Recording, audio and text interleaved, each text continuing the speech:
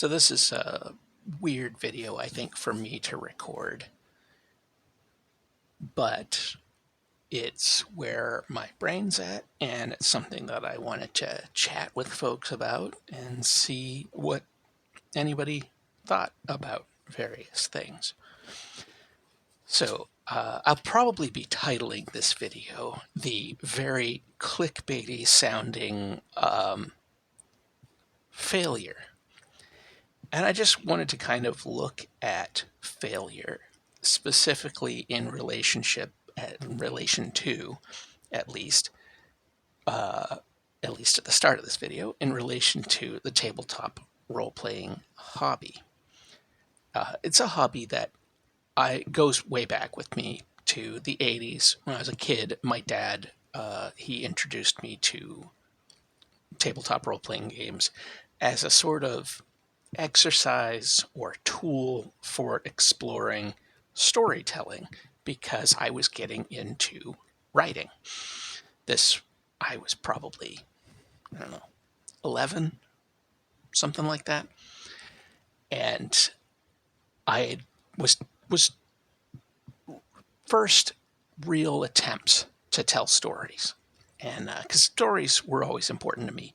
Movies, I loved movies as a kid, obsessed with them. And once we got a VCR, forget about it. I loved movies. I loved TV. I watched a lot of TV, but I absolutely loved movies. And I loved the idea of books. I loved as a kid having someone read to me, but I was really bad at reading, and it took me quite a while to click. Learning disabilities. That's all they would say at the time. Who knows what they would call it now. But at the time, I was just very obsessed. And so when I cracked that nut and got into actually reading stories, and I still remember back to as Robert Silverberg's Time of the Great Freeze was the first, what I thought was an adult novel at the time. Now I look back at it and realize that it was kind of like what we would now call young adult fiction or a teen. I think it would be more advanced than middle grade, but maybe middle grade. I don't know. Appropriate certainly for younger folks. It was like 200 pages or something like that, and that felt like a real accomplishment. And then I got into the Dragonlance novels, and those seemed like major accomplishments because they were 200, 300, 400 page books. I don't know. They were quite long. And I read probably 12 of them in a row. Anyway, sidetrack. But I got into tabletop role-playing way back then. And I was into it for a long time. Basically from, I don't know what it was, it's like 87 probably, until I think it was around 2003, 2004, when I just had, I had really very negative experiences, and it was like in a row. Things just were not going well for me on the gaming front. Things weren't going well for me in the life front, but the gaming thing was not helping. And I think I had started, I remember it was a few years earlier, I had had my first really negative experience running a game where I had a player who was essentially sabotaging the game, and that was bad. But that was one player, and I got over it, and I ran some other stuff, and I didn't run for that player. And then things were okay, but then I ended up having these really bad experiences. And I put down the books, and I didn't realize at the time that it was essentially going to be 15 years or more before I really picked them up again. And technically, somewhere in the middle there, I did try again, but it also went incredibly poorly. Had, again, a player who essentially sabotaged. It was just a bad experience all around. Everybody was new to the hobby, which is not a problem. But it was one of those situations where people brought a lot of their outside baggage into the session unnecessarily. And then one of the players was just intensely rude and disrespectful. And that killed my interest again. So it had probably been 6 or 7 years, and then I didn't pick it up again for many years after. Anyway, so it was essentially a 15-year break. And I got back into it in 2019. Good timing, because then the world fell apart the next year. I was trying to get myself into the gaming community, and I reached out. I put my info up on a message board at a local game store.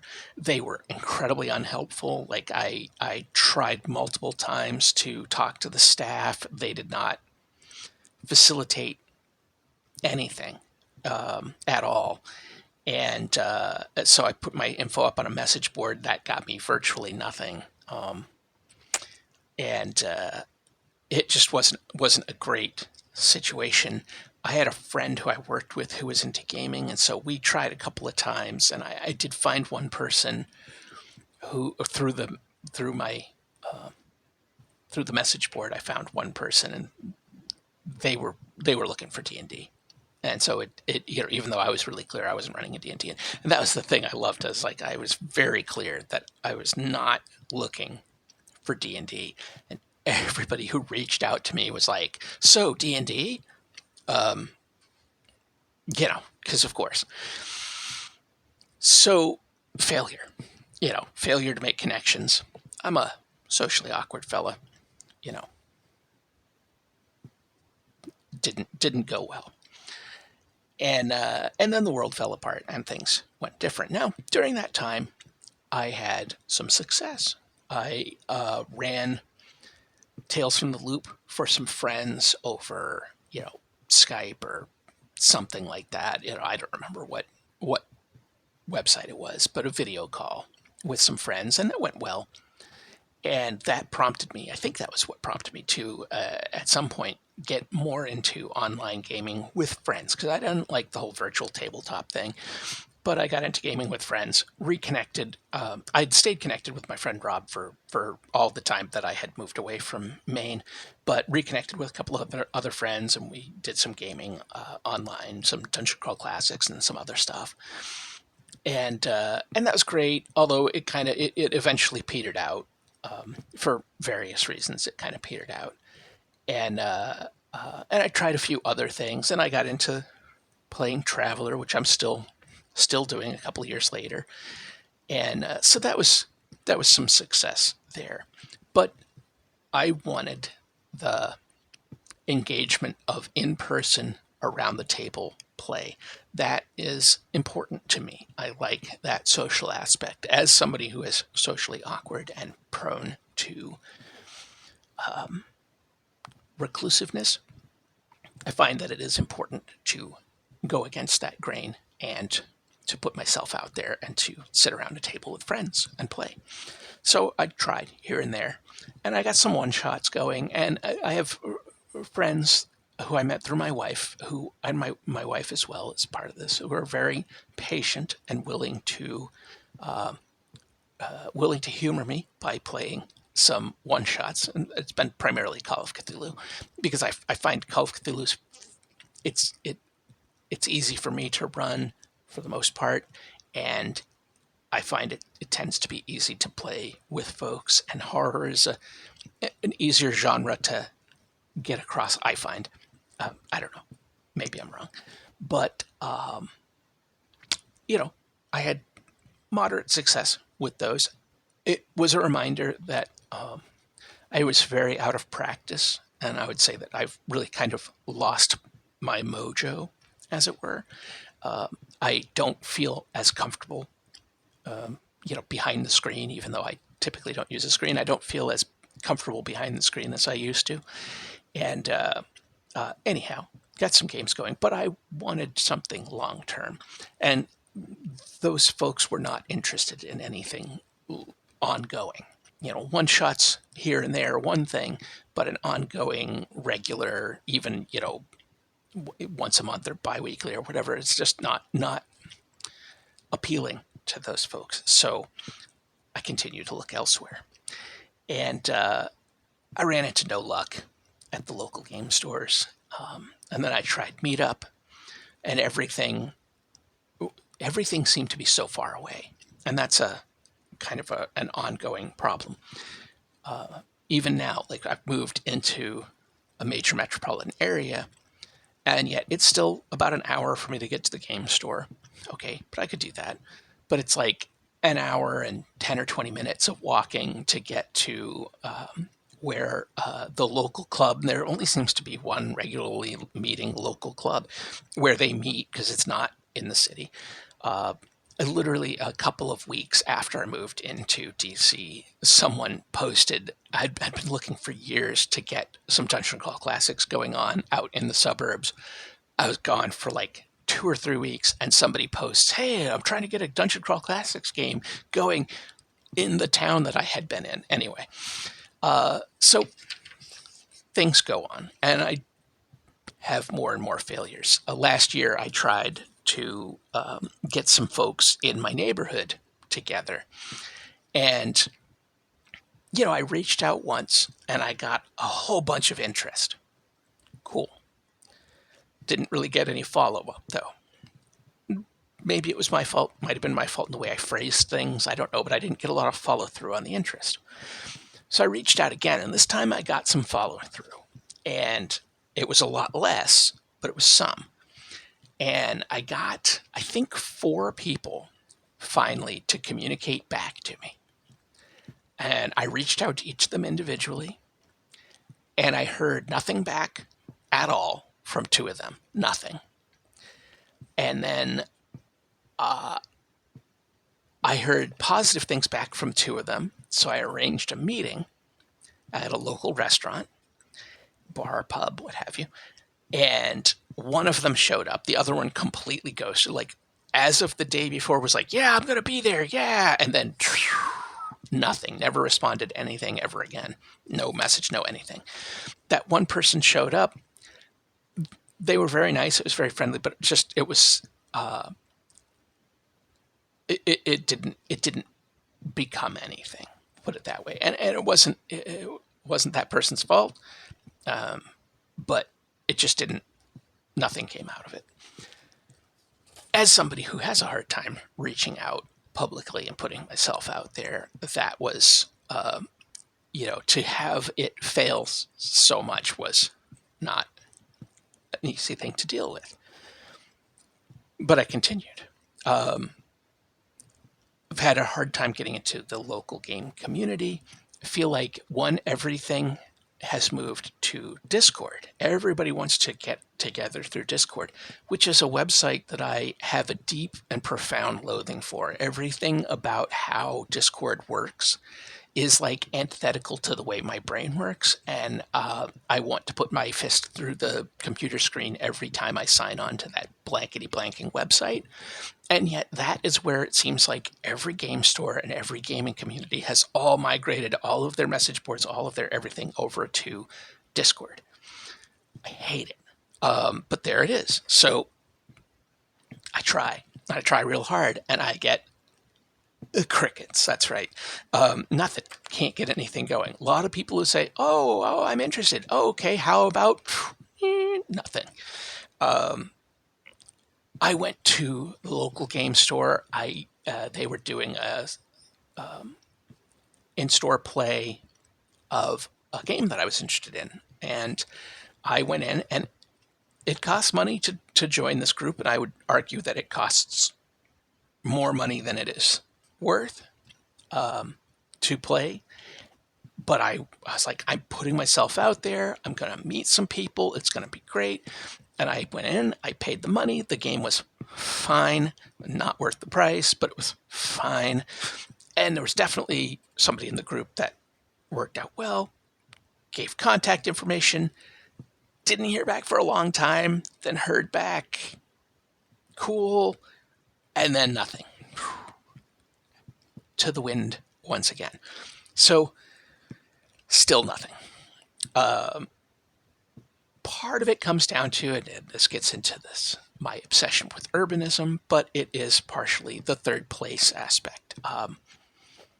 That game store is great. It's a great game store, but they have very little space. So the space is at a premium, which means they charge for the space. And I understand. But You can't just go in and pick up a game. And when I worked at a game store, it was so important for building community. It was so important for all sorts of things to be able to simply walk into a store and pick up a game and play, to meet people, to chat about stuff, to get into groups that way. And that's just not really easy to do when you have a very busy store or a very small store with a lot of things going on. I mean, there's events there all the time. That's great. It's a business. I am not begrudging them that, but it's a reality that there's not a lot of places to go. And it's hard to meet folks at all these things. I mean, that's a whole thing with the modern world.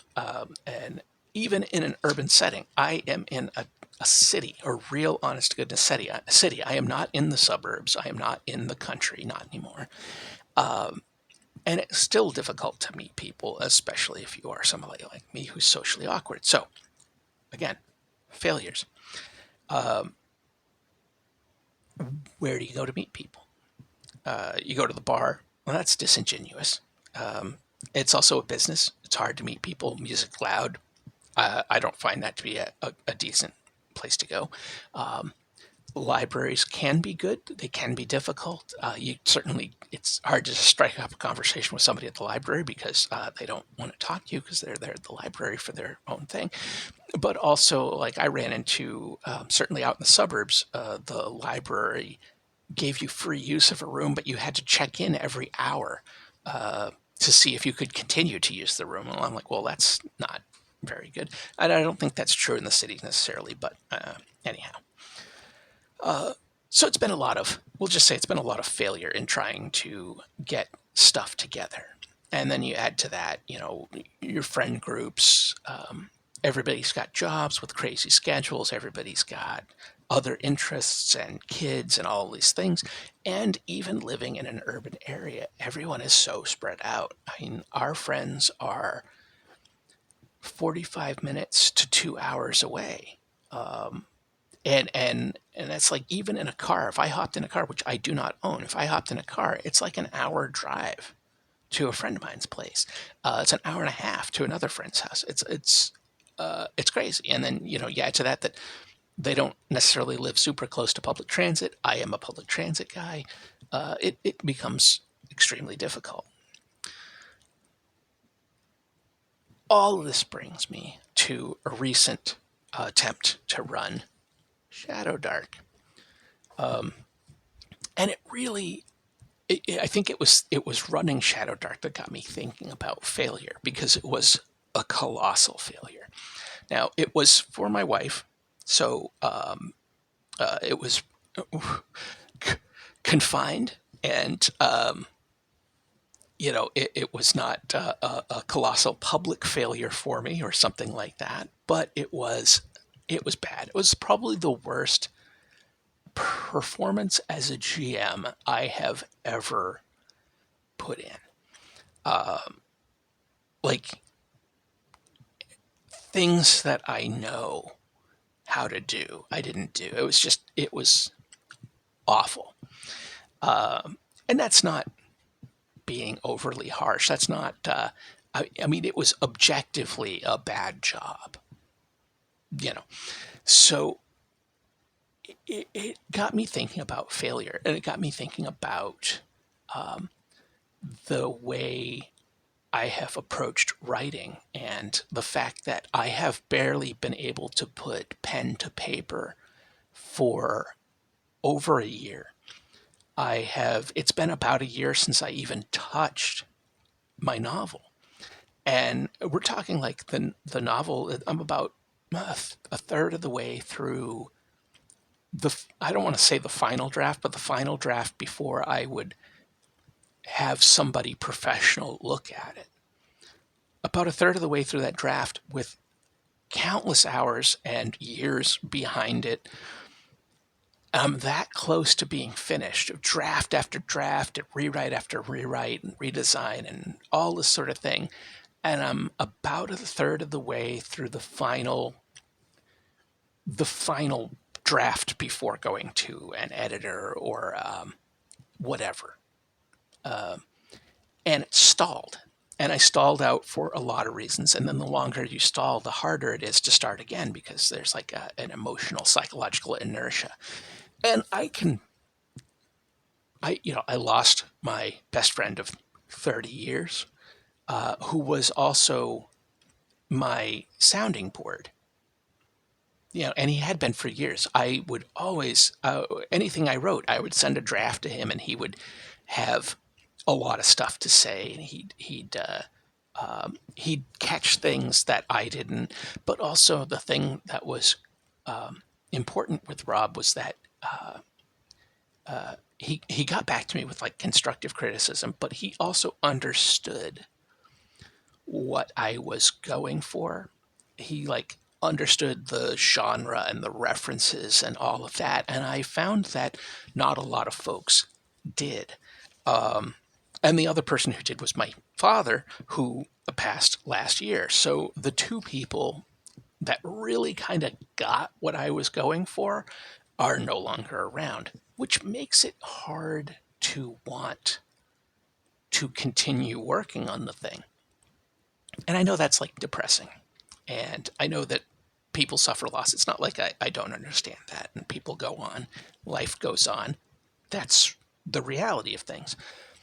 But it's all sort of part of the same overall sort of sense of failure, which is a difficult thing to come to terms with and then to move on from. So that covers my notes about this, but it just got me thinking anyway. Try not to dwell, but I'm thinking about it and thinking about what you do in that circumstance, where you go. How do you turn it around? Obviously, you learn from failure. That's how a lot of lessons are taught, is by failing. Sure. But what lesson do you take? I know how to do this, but I did. And what lesson do you learn from that? And is it just a practice makes perfect? I don't think so. And I don't think necessarily pushing on is always the best idea.